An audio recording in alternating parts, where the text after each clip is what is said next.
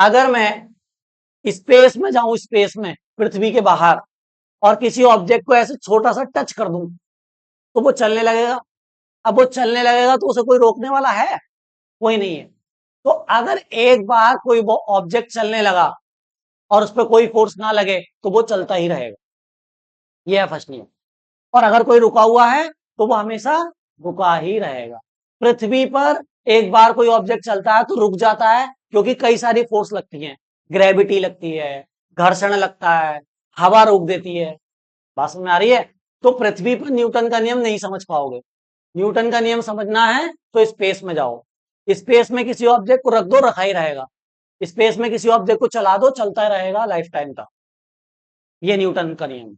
यानी अगर force zero है तो स्पीड कांस्टेंट है। कांस्टेंट का मतलब जीरो भी हो सकती है और कुछ नंबर भी हो सकता है।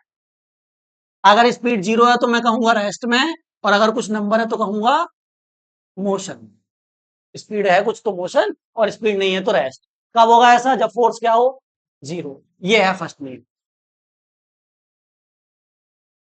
अरे यही है भैया फर्स्ट लॉ। सेकंड लॉ से इसको प्रूफ कर दूं तो कैसा रहेगा बताओ? यही सारी चीजें सेकंड लॉ से आ जाएंगी। बताइए सेकंड लॉ का क्या फॉर्मूला था मेरे पास? एफ बराबर delta P upon delta T. अरे यही है, ये सेकंड लॉ का फॉर्मूला है। सही है। अब बताइए क्या बोला गया है फर्स्ट लॉ में? फोर्स कितनी होनी चाहिए? जीरो। तो अगर इस फॉर्मूले में एफ को जीरो कर दूं, if F is equal to zero, तो delta P upon delta T किसके बराबर आ गया भैया? जीरो के। पी की वैल्यू अभी मैंने क्या रखी थी पीछे? पी बराबर एम बी। रखना जरा दोबारा। तो डेल्टा एम बी अपॉन में डेल्टा टी। जनरली क्या चीज कांस्टेंट रहती है? मास।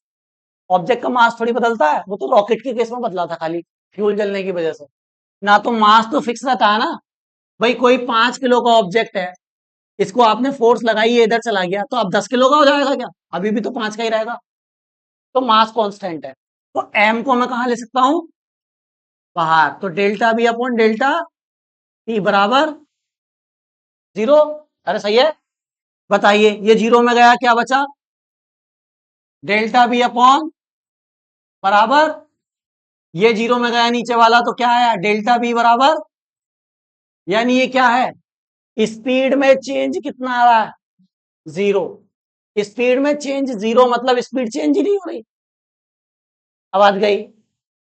स्पीड में चेंज जीरो है, इसका मतलब स्पीड चेंज हो ही नहीं रही। इसका मतलब जब फोर्स जीरो होगी तो स्पीड चेंज नहीं होगी। अगर जीरो स्पीड है तो जीरो ही रहेगी, और अगर कोई स्पीड है तो वही रहेगी। यही न्यूटन फर्स्ट लॉ है। यही तो न्यूटन फर्स्ट लॉ है। समझ में आया? सेकंड के फॉर्मूले से मैंने फर्स्ट को प्रूफ कर दिया। ऐसे प्रूफ करना है, नोट कर लो उसको।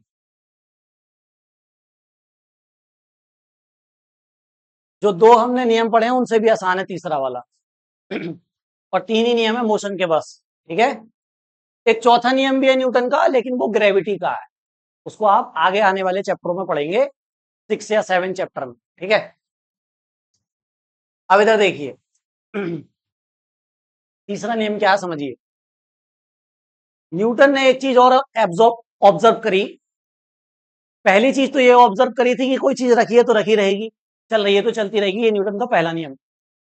दूसरी चीज ये देखी थी कि जब फोर्स लगाते हैं तो उसका मोमेंटम चेंज हो जाता है, स्पीड चेंज हो जाती है। ये दूसरा नियम था। तीसरे नियम में उन्होंने ये देखा कि जब भी हम किसी भी दूसरे ऑब्जेक्ट पे फोर्स लगाते हैं, बदले में वो ऑब्जेक्ट भी उतनी ही फोर्स लगाएगा तुम्हारे ऊपर।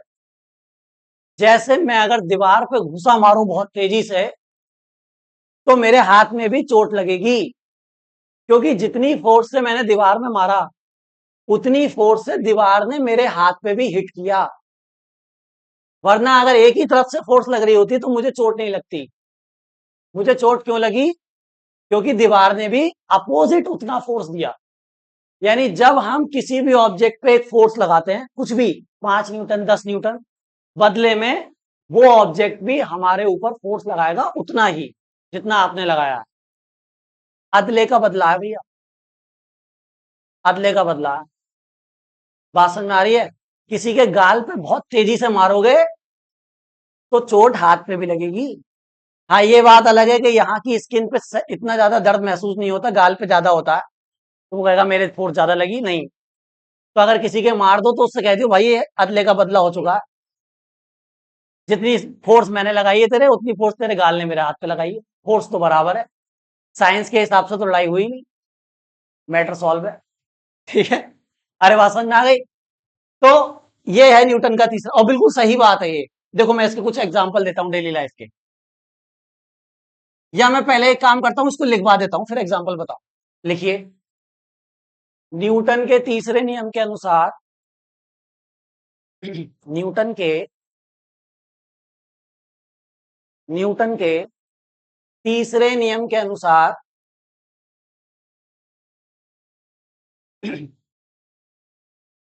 जब कोई वस्तु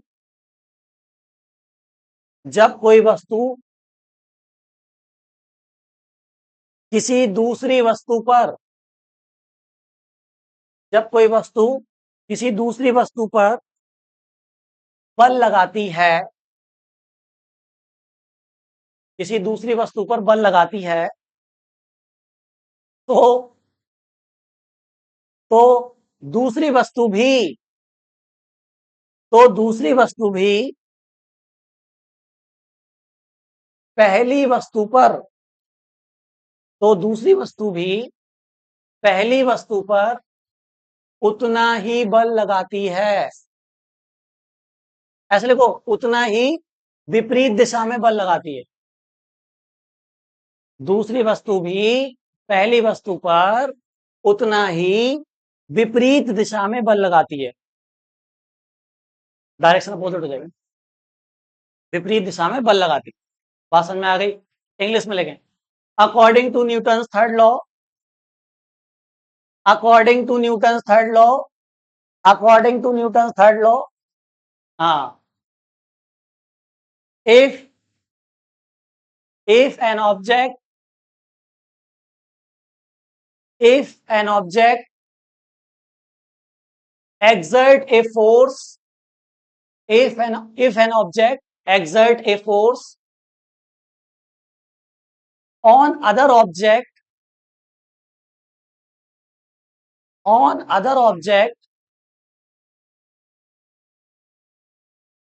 then then other object will also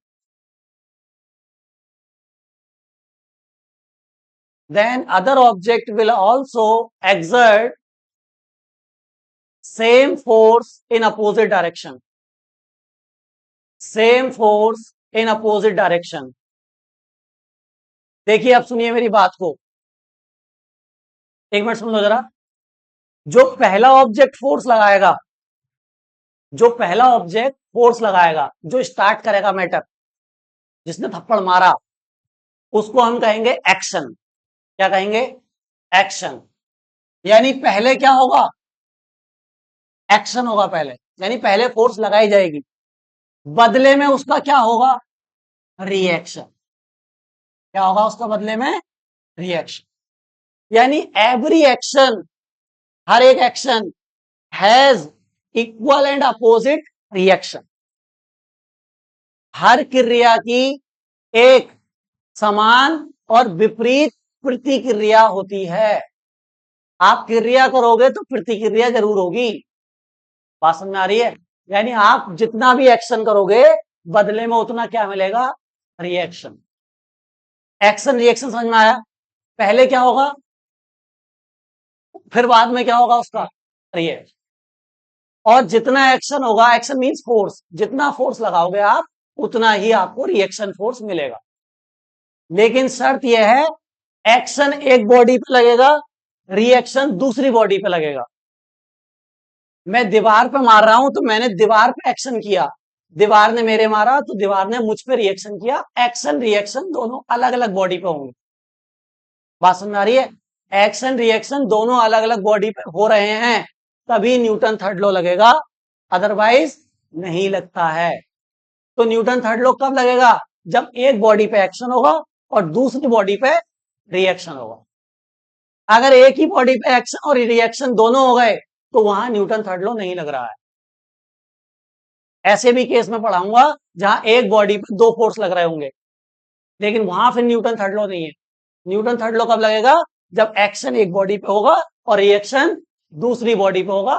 example देख लेते हैं इसके। ठीक है, देखो पहला एग्जाम्पल बहुत अच्छा, डेली लाइफ का। ये मेरे पास एक बंदूक है, सही है भैया, बंदूक है। अब बंदूक का ये ट्रिगर है, सही है। मैंने ट्रिगर से गोली चलाई, हाँ, सही है। ये बुलेट निकली स्पीड में एकदम, और ये आगे जाके यहाँ टारगेट बना हुआ है उस पर जाके लग गई। तुम क्या सोच रहे हो किसी आदमी के मार रहा हूँ? टारगेट पे मार, सही है। ये टारगेट पे जाके लग गई।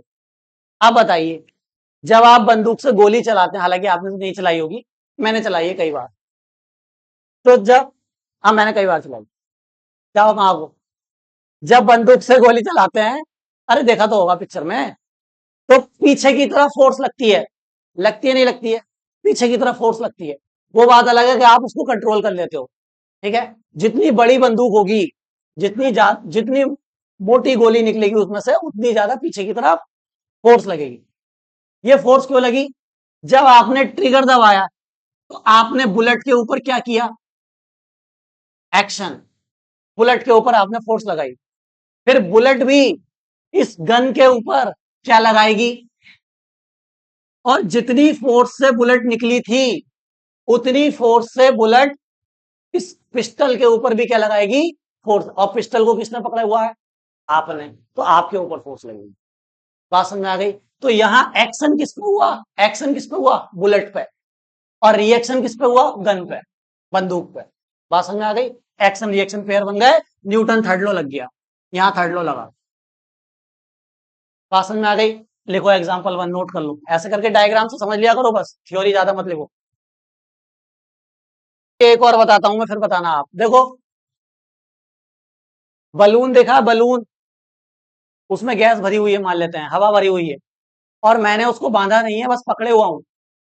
अब जैसे ही उस बलून को छोड़ूंगा मैं, खासकर वो लंबा वाला बलून, उसको जैसे ही मैं छोड़ूंगा, क्या होगा?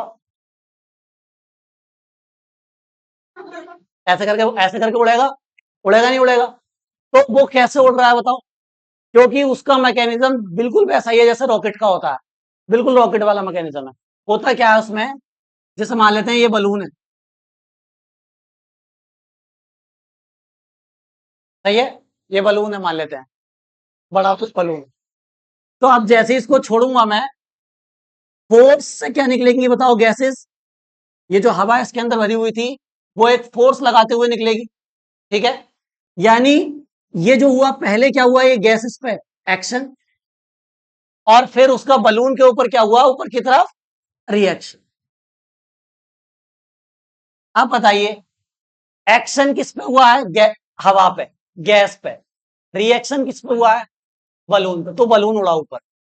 जितनी फोर्स से गैस निकल रही है, उतनी फोर्स से बलून उड़ रहा है, सही है। ऐसा दिमाग में क्वेश्चन नहीं आना चाहिए कि भैया अगर दोनों फोर्स बराबर हैं तो ये तो कैंसिल हो जाएंगे एक दूसरे को, तो होना ही नहीं चाहिए कुछ। ऐसा तो नहीं आ रहा किसी के दिमाग में कि भैया ये वाली फोर्स और ये वाली फोर्स अगर बराबर है तो ये उड़ कैसे पा रहा है? अपोजिट ही तो कटती है यार, अपोजिट ही तो कटती है, बताओ इसका क्या सॉल्यूशन है? कैसे उड़ पा रहा है? भाई मैं कह रहा हूं एक्शन रिएक्शन बराबर है, तो बुलेट आगे कैसे चली गई? आया नहीं किसी के दिमाग में? बताइए कैसे चली गई? जब दो बराबर फोर्स अपोजिट लग रही हैं तो वो तो कैंसिल हो जानी चाहिए। तो बुलेट आगे कैसे चली गई, बलून आगे कैसे चला गया?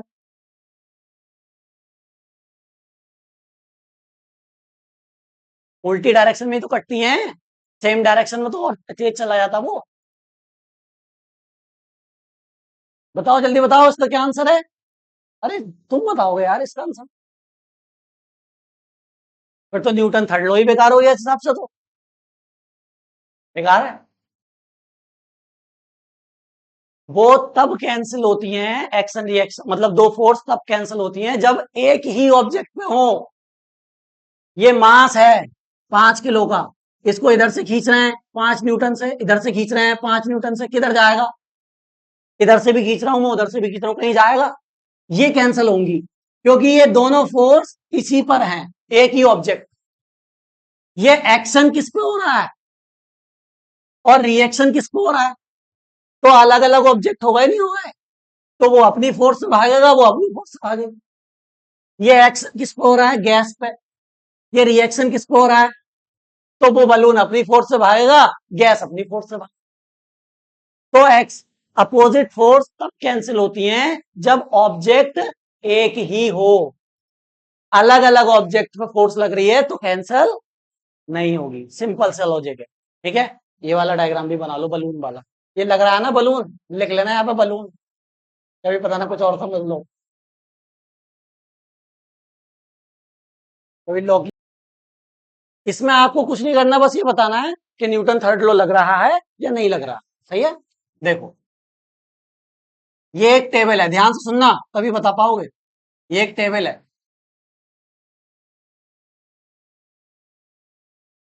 ये एक टेबल रखी हुई है, सही है, लकड़ी की टेबल है। इसके ऊपर एक मैंने बॉक्स रखा हुआ है 5 किलो का।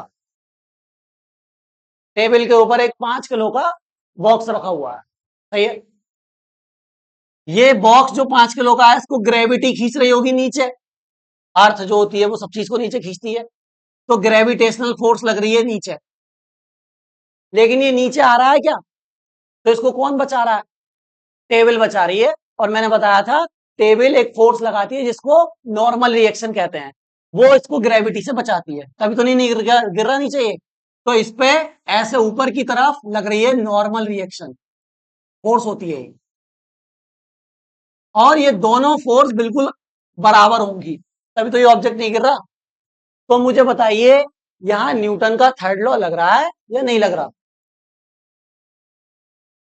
सोच के बताना है, एकदम से नहीं आंसर देना है। थोड़ा सा थिंक करो और तब बताओ न्यूटन थर्ड लॉ है ये या नहीं है। थोड़ा सा थिंक कर लो, जरा सोच लो जरा, मैं एक एक से पूछूंगा, एक एक से। अच्छा, कौन बता सकता है कि न्यूटन थर्ड लॉ क्यों नहीं लग रहा? क्योंकि एक ही ऑब्जेक्ट पे दोनों फोर्सेस लग रही हैं, इसलिए एक ही ऑब्जेक्ट पे लग रही हैं। अच्छा, क्योंकि एक ही ऑब्जेक्ट पे दोनों फोर्स लग रही है इसलिए न्यूटन थर्ड लॉ नहीं है अकॉर्डिंग टू पंडित जी। आप बताओ क्यों है?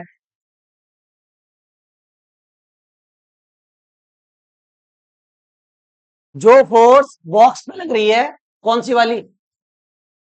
नॉर्मल रिएक्शन जो फोर्स बॉक्स पे लग रही है, उतनी फोर्स कहाँ है? टेबल वाली फोर्स, ये वाली, ये टेबल पे लग रही है। फिर टेबल की फोर्स कहाँ है? अरे ये एफ जी किस पे लग रहा है? टेबल पे। ये ग्रेविटेशनल फोर्स मैंने किसकी बनाई है? बॉक्स की है। ये नॉर्मल रिएक्शन किस पे लग रहा है? दोनों फोर्स एक ही ऑब्जेक्ट पे है, एक्शन रिएक्शन दोनों एक ही ऑब्जेक्ट पे। ये न्यूटन थर्ड लॉ है, ये न्यूटन थर्ड लॉ है। तो ये दोनों फोर्स तो कैंसिल हो रही हैं, तभी तो बॉक्स नहीं गिर रहा नीचे। अगर ये न्यूटन थर्ड लॉ होता तो ये मूव कर रहा होता गुब्बारे की तरह, क्योंकि न्यूटन थर्ड लॉ में एक्शन रिएक्शन अलग अलग ऑब्जेक्ट पे लगता है। तो ये चल रहा होता ऑब्जेक्ट, ये चल नहीं रहा, मतलब दोनों फोर्स कट गई। और दोनों फोर्स तभी कटी क्योंकि वो एक ही ऑब्जेक्ट पे लग रही थी, इसलिए इस केस में न्यूटन थर्ड लॉ नहीं है। दिस इज नॉट, बिल्कुल सही बताया जिन्होंने नहीं बताया, this is not Newton third law. जरूरी नहीं जहां दो फोर्स दिख जाए वहां न्यूटन लॉ लगा दो, जरूरी नहीं है ऐसा। ठीक है, अलग अलग ऑब्जेक्ट होना भी जरूरी है, ये आपको सच्चाई दिखाता है, आईना दिखाता है एग्जाम्पल, नोट कर लो। और हैं